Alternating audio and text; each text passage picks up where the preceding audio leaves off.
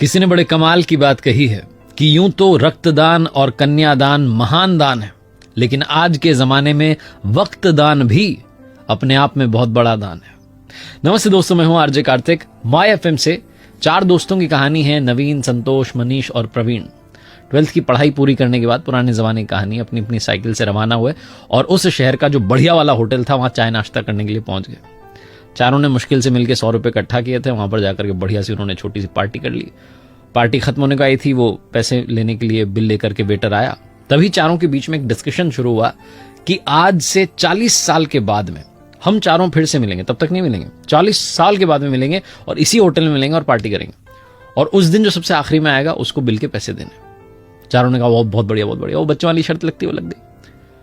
तो 40 साल के बाद मिलने का डिसाइड हुआ। वो जो वेटर था वो सारी बात सुन रहा था। उसने कहा ठीक है, अगर आप 40 साल बाद आते हैं और मैं यहीं रहा तो मैं भी आपकी वो 40 साल बाद वाली पार्टी देखना चाहूंगा।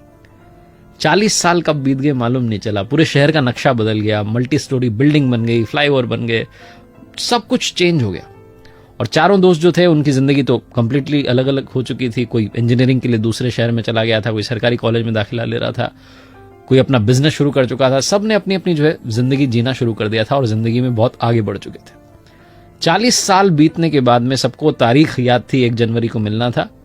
शाम के लगभग 6 बजे होंगे। वो जो होटल थी वो 5 स्टार होटल बन चुकी थी। वो जो वेटर था उसका मालिक बन चुका था भोला। एक लग्जरी कार आकर के रुकती है और उसमें से मनीष निकलता है और जाकर के सीधा होटल में देखता है तो वो जो सेठ बन चुका था भोला वो पहचान जाता, कहता अरे आप आ गए, क्या बात है, आपके लिए प्रवीण सर ने टेबल बुक करवा दिया, आप बैठिए। और आपने मुझे पहचाना कि नहीं, मैं वही वेटर हूं जो उस दिन था। बोला अरे क्या बात है, आप तो मालिक बन गए। मनीष को इस बात की खुशी हो रही थी कि मैं पहले आ गया, मुझे बिल नहीं चुकाना है। मनीष बैठा ही था कि थोड़ी देर के अंदर जो है संतोष आ गया। संतोष कहने लगा कि मैं तो बहुत बड़ा बिल्डर बन गया हूं। मनीष कह रहा था मेरी तो ज्वेलरी के शोरूम चल रहे हैं 3-4। दोनों अपनी बातचीत कर रहे थे कि नवीन आ गया। नवीन ने कहा जी मेरी भी बहुत बढ़िया कंपनी चल रही हैं।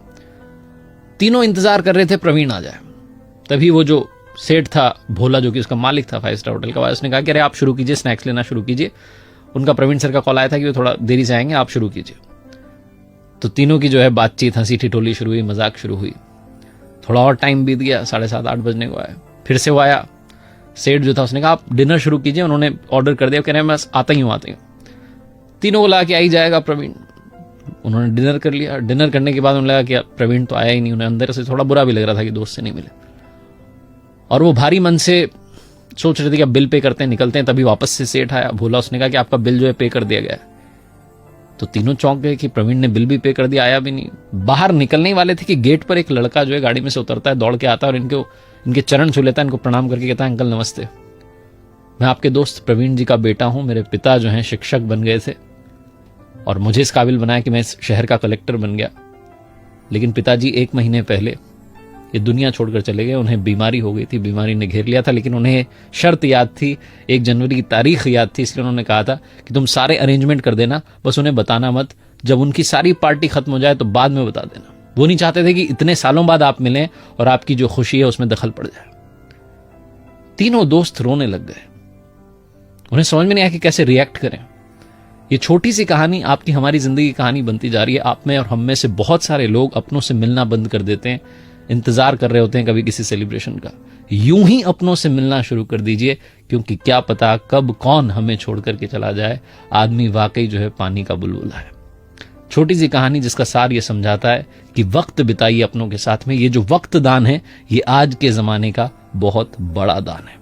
माय एफएम पर आरजे कार्तिक आपसे एक ही बात कहता है, चलो अच्छा सुनते हैं, अच्छा सुनाने का प्रयास हम करते रहेंगे। और आखिरी में ऊपर वाले के आशीर्वाद, अपनी मेहनत और अपनों के प्यार के साथ कर दिखाओ कुछ ऐसा कि दुनिया करना चाहे आपके जैसा।